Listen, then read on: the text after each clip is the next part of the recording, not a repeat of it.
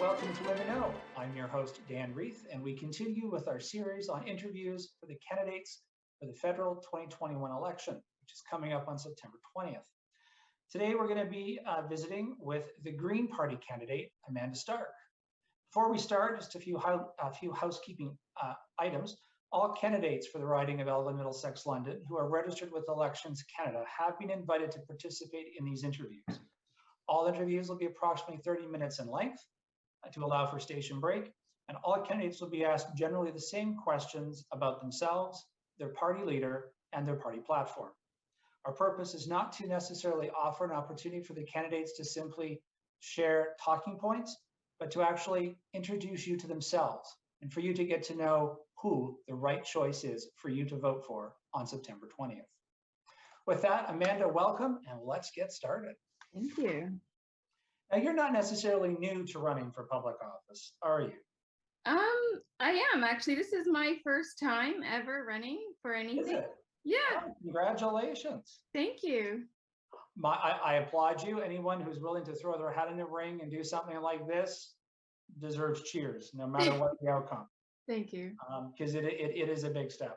Mm-hmm. I want to start with asking you, what is your unique ability? What makes you special? What makes you the right choice for the voters? My special ability, or my superpower, as I've called it, is my empathy. So I see both sides. I'm a Libra, so whether or not you take any stock in that, but the sign for Libra is the balance, right? And that's how I see myself. I'm quite balanced. I see both sides. I'm empathetic to people's positions.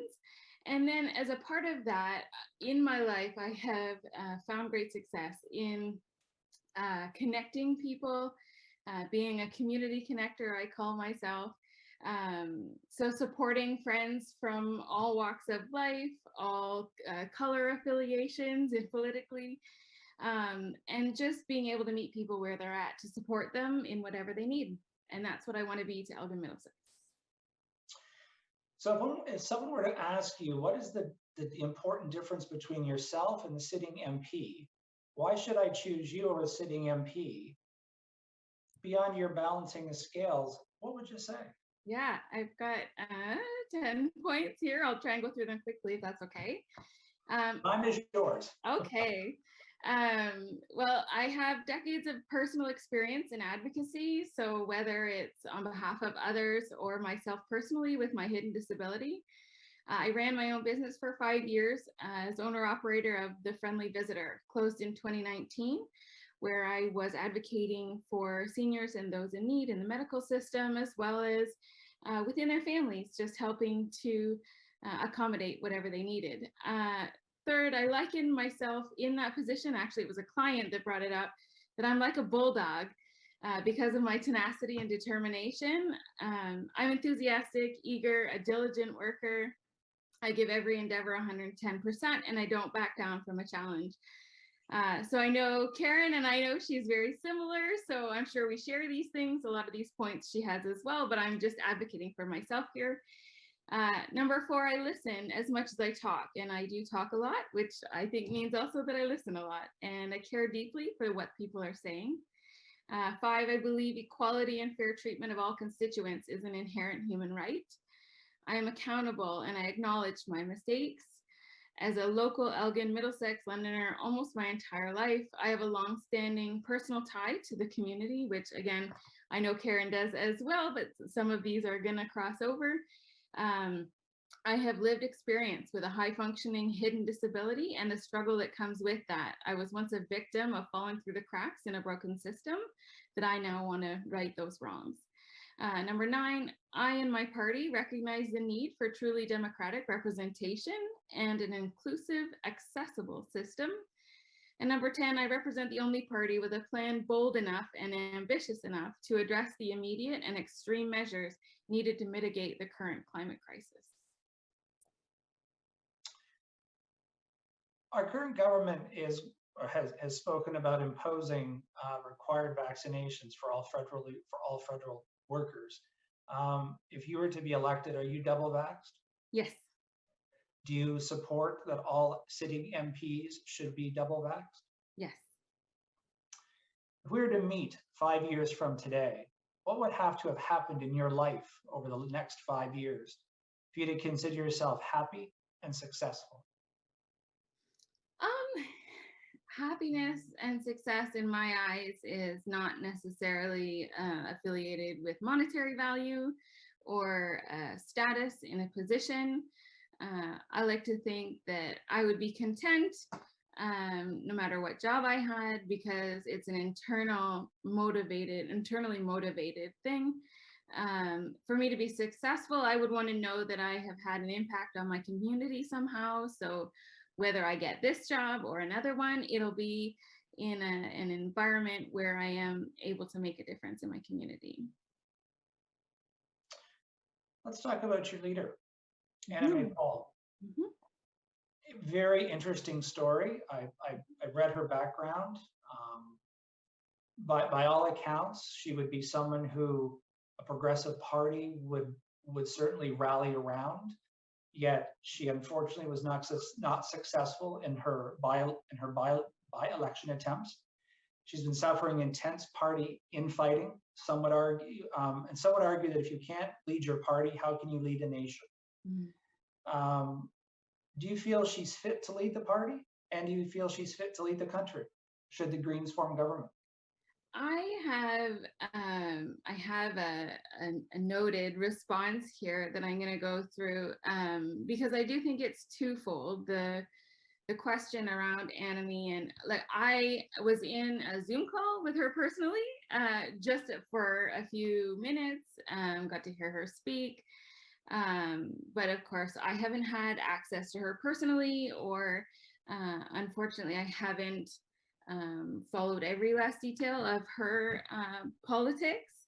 Um, but I do know that from listening to her quite intently throughout the election so far, um, from what I gather, at the core of her message is an approach to appeal to every voter's sensibilities, calling them to redirect their attention to the issues at hand.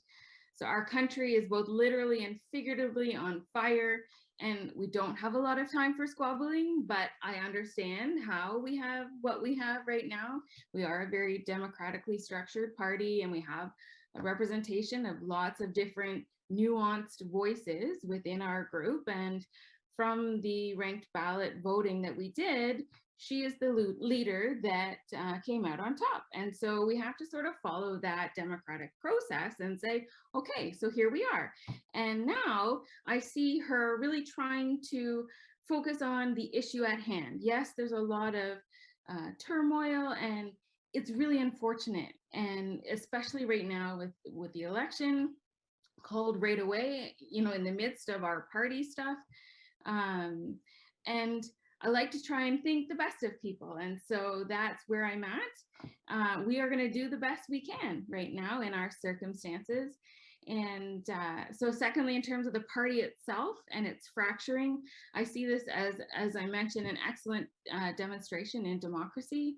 The Green Party is a truly democratically structured organization, as I mentioned. So we don't randomly assign candidates willy-nilly because we like their name, although I do have a pretty cool last name, let me tell you. We don't make candidates sugarcoat things or have pre-programmed talking points. We are a grassroots organization through and through. And so coming with that, since we have just real people looking to represent real people, you're going to end up with real personalities and real world relationship dynamics, right? That comes with the territory. And so just I liken it to an extended family get together who are bound to have clashes and opinions now and then over their differences. That's what I see happening now. But with our core values in mind, holding to our principles, we are doing our best to continue moving forward. Everybody is right now. And I can assure you that internally, we are trying to honor the process of democracy while working through the outcome of that process. So just like our 2019 slogan, we're not going left, we're not going right, but we're trying to go forward together. So honestly, I don't think we have a choice climate change isn't about to wait for us to get our mess straightened out. So we need to keep pushing through. So some of the criticisms that I read suggested that the problem Ms. Paul is facing is a result of sexism and racism within the party. Do you see that? And in your opinion, is the party racist or sexist? I was not involved in those conversations, although I have had conversations with people of color in my, and from the, again, it comes from my mind of seeing both sides, being empathetic, right? In most circumstances, if, I mean, someone isn't, we don't have the right to say, I'm not racist. Like if they're feeling marginalized and by how we're treating them, then it's a systemic racism issue, right? Like, so I do think we have racism in all parties, in all systems right now. It's a really terrible situation that we are in. And again, I wasn't a part of any direct conversations. But if someone says that they were in a situation where it was a racist remark or whatnot, I believe them. Okay. Let's look at the party platform. In preparation for our interview series, I have read all the party platforms, and to a certain extent, one could almost lay the Green, the Liberal, and the NDP on top of one another, and there's a very, very little difference. For those who may be looking for something different than the traditional two parties, being the Liberal and or the Conservative, how would you explain to a voter or even to a new voter, why is the Green the right choice? What is it that sets Green apart from the other three left-sided parties? And for that matter, the Conservative Party as well. I think we have, and this is why I chose to represent this party, because I did a lot of soul searching and just talking to different people before I figured out what party I wanted to represent. And I think Green Party has their priorities straight. That's the biggest thing for me. I mean, we are a ticking time bomb essentially with our issues with climate change. And, some people don't think it's an issue, despite the evidence to the contrary. And some people think it's an issue, but maybe, we still got lots of time. There's, some people would say, oh, there's different opinions on that. And then there are other people who say, yeah, we are in a climate crisis, but then what are we doing about it? Are we giving it the priority it needs? And I mean, on top of that, we have other issues that, like, a lot of people think of us as a one issue party. Green, the environment is our priority, but our secondary priority and maybe just as important is our people. So as a part of that, then we need electoral reform. We need reconciliation. We need things like a system that will incorporate things like guaranteed livable income and supportive housing and food security and publicly funded healthcare, right? Which I know are all bits and pieces of some other platforms, and that's the difference, right? Is to what degree are we prioritizing each of those things? And I do think that Green Party has the right balance of priorities. From the broad platform, if you were to pick 3 planks that you see to be the most critical for the constituents of Elgin-Middlesex-London, what would they be for you? That's hard. I'm sitting here looking at our 6 values. So, and they're all, I'm trying to, and you've got 3, and I have actually 4 pillars of my platform.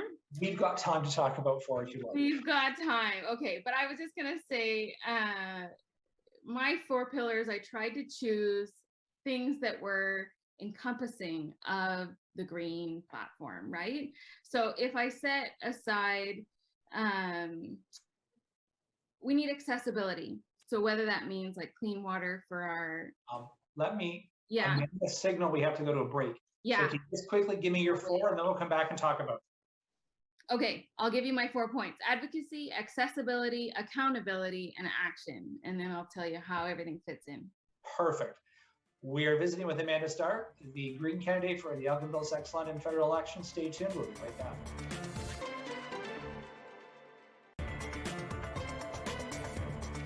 Welcome back to In the Know. I'm your host, Dan Reith. And in this episode, we're visiting with Amanda Stark, the Green Party candidate for the upcoming federal election for Elgin-Middlesex-London. Amanda, just before break, you were telling us your 4 pillars. Let's start from the top, and you can share with us more details about those. Okay. I'm just gonna, there's some noise happening behind me, so we're just gonna get rid of that noise and excuse me, sorry. The 4 pillars to the platform, as I mentioned, involve advocacy, accessibility, accountability, and action. So those things are encompassing, in my view, things like sustainability. So I'm going to advocate for and I'm going to advocate and ensure that the sustainability is accessible. Do you know what I mean? For communities. So respect for diversity is another one that encompasses that's our value, the Green Party value, but accessibility, accountability, making sure that there is respect for diversity and sustainability and social justice, like holding our leaders accountable, and we want to be leaders held accountable, as well as holding corporations accountable for ethical decision making. To your point, and I didn't see anything in the platform that I spoke specifically to holding leaders accountable. Mm-hmm. No, that's mine. That's mine. Oh, okay. Because as of right now, there is nothing of real accountability. I mean, our current prime minister was found in violation of ethics twice, mm-hmm. and at the very least, at the very most, got a slap on the wrist with a wet noodle. Agreed. How do we actually have accountability? It's unlike the United States. We have no recall process. That, mm-hmm. to me, is true accountability, where citizens can say, "Hey, Amanda, you're not doing your job. We've got enough signatures here. You're out." Yeah, exactly. Great point. Again, so how would you bring a true accountability? Changing systems that way, and holding, like when this is an issue. If you've done something that would be illegal in the everyday life of people, then guess what? You get the same repercussions as somebody else. I mean, how should politicians or our advocates, why should they get different rules? It shouldn't be. And I know that there are lots of things that have been considered illegal that have happened in different governments over the years. And what happened for them? Next to nothing, right? Mm-hmm. Let's talk about accessibility. Mm-hmm. Yeah, I have a hidden disability. So I have always been very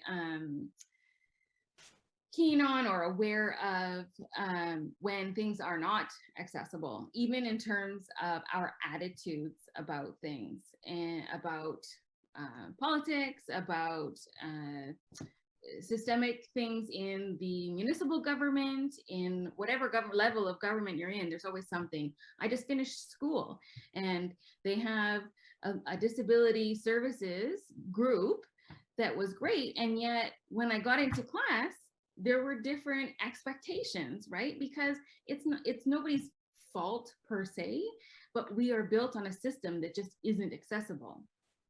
So that's my idea, is to make accessibility a standard for, and that it just becomes an expectation, where it's a shift in mentality, I think, that we need. And it comes with education. Lots of times people just don't know, they're not aware. With older systems in place, we just do what we've always done.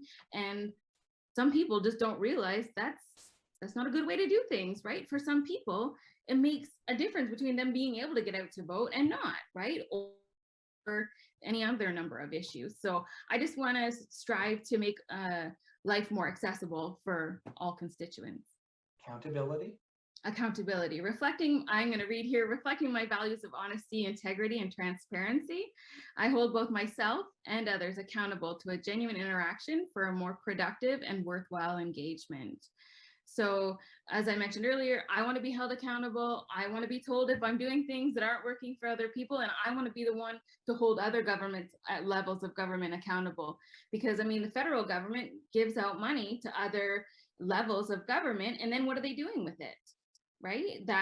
If that needs to be a thing, if I need to lend my voice to that cause, so be it. I want to see that Elgin-Middlesex are getting the supports that they need for their, agriculture investments, for their homelessness issues, for their all kinds of needs to be addressed. Like seniors right now, I was door knocking and my neighbor can't even afford to pay for her undergarments that she needs because they're so expensive. Like this is the thing, we can't afford our lives, half of us right now, and that's not good.